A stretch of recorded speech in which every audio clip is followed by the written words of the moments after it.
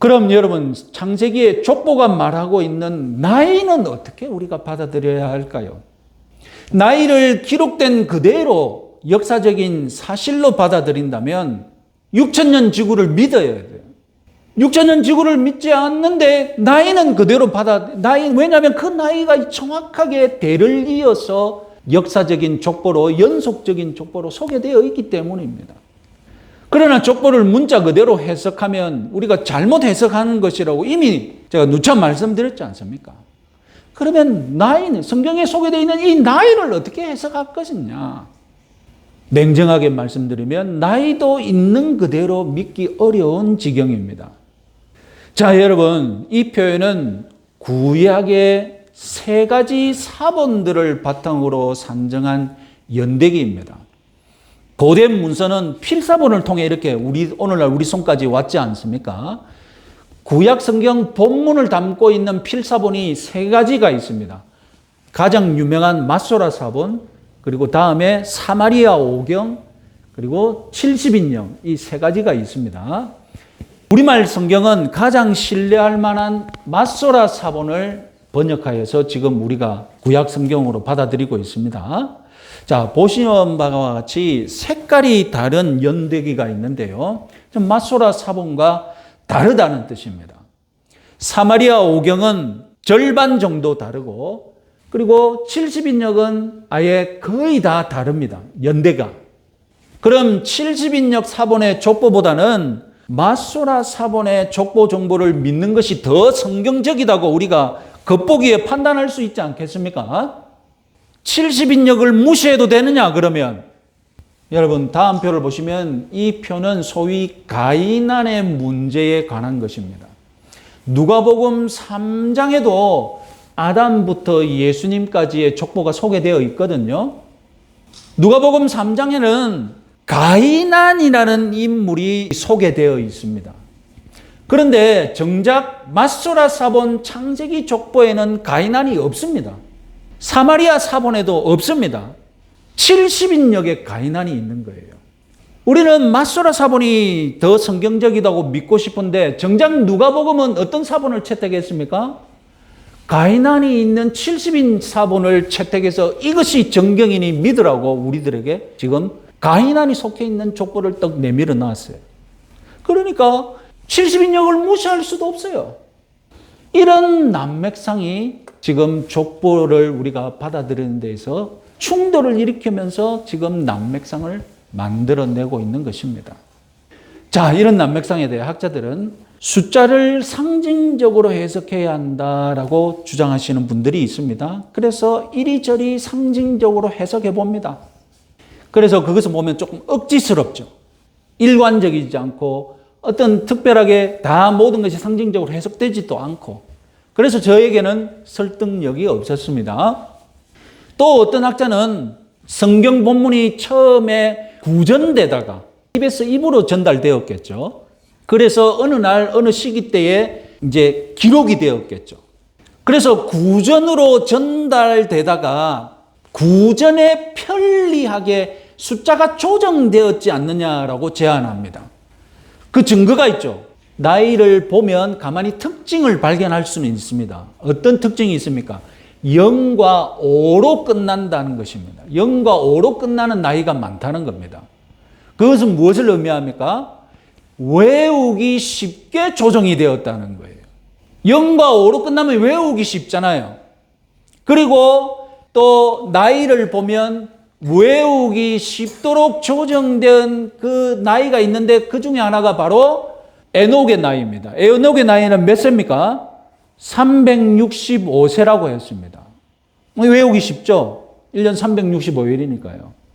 라멕의 경우는 어떻겠습니까? 라멕의 경우는 777세라고 했어요.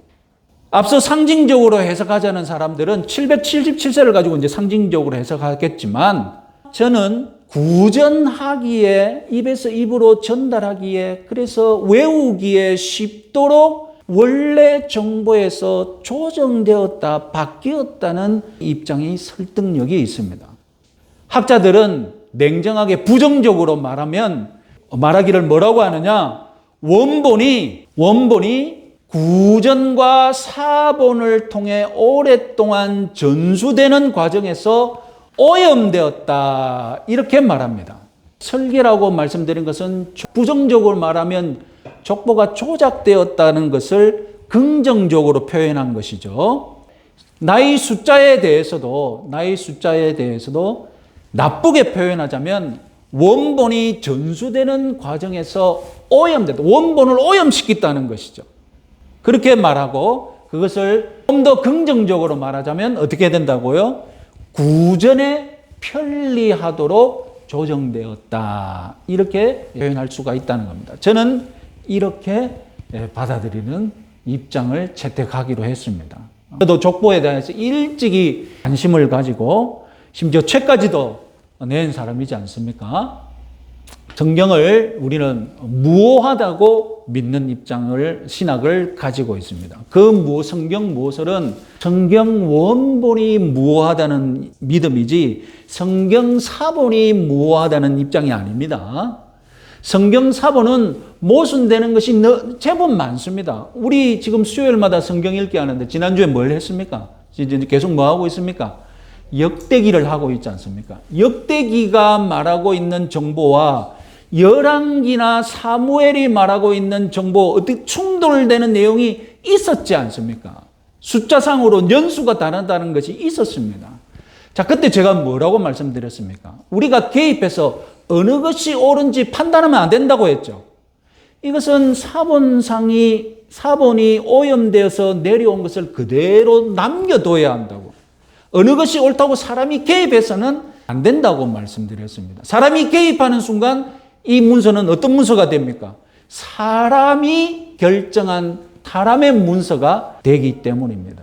그래서 우리는 지금까지 우리 손에 원본이 있었지만 사본을 거치면서 오염되어서 성경 본문 안에 충돌되는 내용이 있음을 그대로 놔두고 받아들이는 입장을 채택하는 것이 하나님 말씀을 받아들이는 태도라고 말씀드렸습니다. 그래서 성경의 나이도 그렇게 해석해야 되지 않는가. 사본상의 오염됐을 가능성을 가지고 받아들여야 한다. 창조과학이 잘못하는 것은 무엇입니까? 자기 마음대로 4,000년을 산정하여서 6,000년에 더해서 우리는 1만 년을 믿어야 한다고. 이것이 성경적인 진리라고. 아니죠. 사람의 계산이지. 그게 어떻게 성경적인 진리입니까? 성경은 6,000년만 말하고 있는데 자기 마음대로 4,000년을 더해가지고 1만 년이 이 지구 나이다라고. 이것은 사람의 계산이지 사람의 해석이지 성경적인 문서적인 진리가 아닙니다. 이 정도로 말씀드리고요. 자, 오늘 우리 족보를 통해서 배울 수 있는 교훈을 정리해 보겠습니다. 첫째, 4장 마지막 절 26절에 의하면 셋의 아들 에노스 때부터 사람들이 비로소 여호와의 이름을 불렀다고 합니다. 히브리어를 정확하게 번역하면 부르기 시작했다. 그래서 우리 성경은 비로소 불렀다라고 번역했습니다. 자, 창세기에서 여호와의 이름을 부른다. 이것이 무슨 뜻인지 아브라함의 경우를 한번 살펴보겠습니다. 창세기 12장 8절 같이 한번 읽어보겠습니다. 거기서 베델 동쪽 산으로 옮겨 장막을 치니 서쪽은 베델이요 동쪽은 아이라. 그가 그곳에서 여호와께 제단을 쌓고 여호와의 이름을 부르더니 아브라함이 저기 메소포타미아 땅에서 출발해서 가나안 땅에 들어왔습니다. 들어와서 처음으로 잠시 정착한 곳에 대한 지금 내용입니다. 그래서 자기는 정착하고서 잠시 머무른 동안 첫 번째로 한 일이 무엇입니까? 제단을 쌓고 여호와의 이름을 부르는 일이었습니다. 여기서 여호와의 이름을 불렀다는 말은 무슨 뜻이겠습니까? 예물을 드리고 제사를 드리면서 하나님께 예배를 드렸다는 그런 표현이 되겠죠. 셈의 아들 에노스 때부터 이제 공적인 예배가 시작되었다는 뜻입니다. 그 전에 아벨이 하나님께 제물을 드리는 제사를 드렸지 않습니까? 개인적으로 하나님께 예배를 드리는 일이 있었고 아마 드문드문 계속 있어 왔을 것입니다. 그런데 셋의 아들 에노스 때부터 여호와의 이름을 불렀다. 비로소 그때 여호와의 이름을 부르기 시작했다는 뜻은 무엇이냐? 이제 어떻게 나는 겁니까? 이제 공적이고 공식적으로 하나님께 예배드리는 이런 모임이 시작되었다. 이런 뜻으로 해석해야 한다는 것입니다. 자, 여러분, 셈의 후손이 경건한 후손이 된 이유를 아시겠습니까? 셈의 후손이나 가인의 후손이나 똑같이 타락한 인생들입니다. 여기는 타락하지 않고 저기만 타락했습니까? 아닙니다. 그런데 가인의 계열이 타락한 후손이 되고 셋의 후손이 경건한 후손이 되는데 결정적인 차이가 무엇입니까? 셋의 아들 때부터 여호와의 이름을 부르는 공적인 예배가 만들어지는데 이 모임을 누가 주도했다는 겁니까? 이 공적인 예배를 누가 주도했다는 겁니까? 셋의 자손들이 주도를 한 것이에요. 하나님께 공식적으로 예배드리는 이 운동을, 예배 운동을 처음으로 셋의 자손들이 일으키면서 이 자손이 이제 경건한 자손이 되었다는 것입니다. 셋의 경건은 다름 아니라 예배 운동이었던 겁니다. 예배를 드렸던 그 집안이 이제 경건한 가문으로 변하기 시작한 것입니다. 이에 비해서 가인의 집안에서 한 일은 무엇입니까? 가인은 자기 성을 지어놓고 아들의 이름 에녹을 붙였습니다. 그래서 에녹성 자기 아들의 이름을 찬양합니다. 7대손 라멕은 노래를 불러 지었는데 누구를 찬양하는 노래였습니까? 자기가 살인한 것을 찬양하는 노래를 불렀어요. 살인자의 이름 라멕을 찬양하는 노래를 불렀어요. 가인의 집안은 사람의 이름을 높이고 사람의 이름 부르기를 좋아한 거예요. 그러나 셋의 집안은 하나님의 이름을 부르고 하나님의 이름 찬양하기를 좋아한 거예요. 여기서 결정적인 차이가 났던 겁니다. 여러분도 하나님의 이름을 부르는, 하나님께 예배드리는 그런 삶을 사시기 바랍니다. 자, 다음으로 역시 우리가 무시할 수 없는 7대손 에녹에 대한 교훈을 받아야 합니다. 자, 에녹은 22절에 의하면 무두셀라를 낳은 후 300년을 하나님과 동행하였습니다. 하나님과의 동행, 이것이야말로 성도들이 간절히 바라는 그런 신앙생활이지 않습니까? 그럼 에녹이 하나님과 동행한 비결이 무엇일까요? 여러분, 먼저 동행이라는 말을 잘 생각해 봐야 돼요.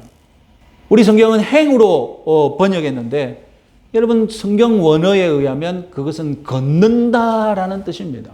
그래서 우리 성경은 걸을 행자를 해서 번역을 했습니다. 그래서 구약 성경에는 하나님 앞에 내가 걷는다 이런 표현을 자주 하고 우리 성경은 다 그것을 뭐라고 번역하느냐? 여호와 앞에 행하는 자 이렇게 번역을 합니다. 그러니까 우리 인생이 하나님 앞에 경건하게 산다는 것이 무엇입니까? 그 경건은 근본적으로 하나님 앞에서 걸어가는 인생이라는 겁니다. 그것은 추상적이고 어떤 가만히 앉아서 더 정적인 그런 경건이 아니라 근본적으로 뭐라고요? 하나님 앞에 걸어가는 인생. 하나님 앞에서 하나님 보시기에 기뻐하시는 그런 걷는 인생이라는 것입니다. 이것이 경건을 이해하는데 하나님과 동행하는데 가장 핵심적인 사항입니다. 에녹이 하나님과 동행한 것, 하나님과 같이 걸어간 비결 무엇입니까? 말씀에 의하면 에녹은 65세의 아들 무두셀라를 낳고 나서야 하나님과 동행하기 시작했다는 게 아주 재밌는 포인트죠. 왜 아들을 낳기 전에는 동행하지 못했고 아들을 낳은 이후 300년간 동행할 수 있었을까요? 그리고 아들을 낳은 이후 300년과 동행하면서 자녀를 계속 낳았다고 성경은 말합니다. 자, 하나님과 동행하는 특별한 경건을 갖고 싶으면 오늘날 우리들이 생각하는 것은 무엇입니까? 무엇을 해야 한다고 사람들은 먼저 생각합니까? 경건을 이루려면 가족과는 떨어져서 외딴 곳에 처박혀서 수도원이나 산속에 들어가서 그런 고행을 해야 한다. 그렇게 생각하는 것이 우리 인류의 지금 종교 역사이지 않습니까? 그래서 수도원에 들어가 가지고 독신으로 하나님과 기도하면서 그렇게 사는 것이 경건을 이루는 방법이라고 지금 우리 2000년 기독교 역사는 그렇게 발전해 왔습니다. 그런데 그런데 에녹은 자녀를 낳고 하나님과 동행하기를 시작했고, 동행하면서도 계속 뭐 했다고요? 동행하면서도 계속 자녀를 낳았대요. 에녹은 반대로 신앙생활을 했어요. 여기서 우리는 중요한 경건의 핵심을 간파할 수 있습니다. 에녹의 경건은 일상생활을 무시한 것이 아니라 일상생활 속에서 경건을 꽃피웠던 것입니다. 경건은 일상생활과 전혀 무관한 것이 아니라는 것입니다. 경건하다는 것은 일상생활을 경건하게 만드는 것이지, 일상생활을 벗어나서 또 다른 경건생활이 있느냐, 그런 경건이 아니라는 겁니다. 하나님과 동행하는 삶은 일상을 무시하는 것이 아니라 일상 속에서 동행해야 함을 믿으시기 바랍니다. 여러분, 우리 교회 주보에 우리 혁신교회 5대 강령이 기록되어 있습니다. 그 첫 번째가 무엇입니까? 같이 한번 읽어봅시다. 첫 번째 무엇입니까? 우리 교회는 일상생활을 소중히 여깁니다. 첫 번째예요, 첫 번째. 왜 제가 이걸 첫 번째로 내세우겠습니까? 교회들이 일상생활을 무시하는 경우가 너무너무 흔하니까. 한국 교회는 조금 경건하자 하면, 조금 교회생활 열심히 하자면 성도들의 일상생활을 무시하고 성도들의 일상을 희생시키면서 막 교회에 오라고, 교회 봉사하라고, 그래야만 경건하다고, 그래야만 헌신하는 것이라고. 여러분, 이단이 별거 아닙니다. 이단은 어디서 다 출발합니까? 이단의 특징이 무엇입니까? 일상생활을 무시하는 것. 성도들의 일상생활의 희생을 강요하고 일상생활을 하지 못하게 하는 것, 그게 다 이단이지 뭡니까? 일상생활을 소중히 하고, 여러분들도 일상생활에서 내가 어떻게 경건하게 살까? 그 경건의 핵심은 무엇이었다고? 셋 가문의 경건의 출발은 어디서 있었습니까? 예배, 하나님의 이름을 부르는 예배 운동을 시작한 덕분에 셋 가문이 경건한 가문이 되었다는 것. 그래서 여러분, 일상생활에서 경건을 이루시는 여러분들 되시기 바랍니다.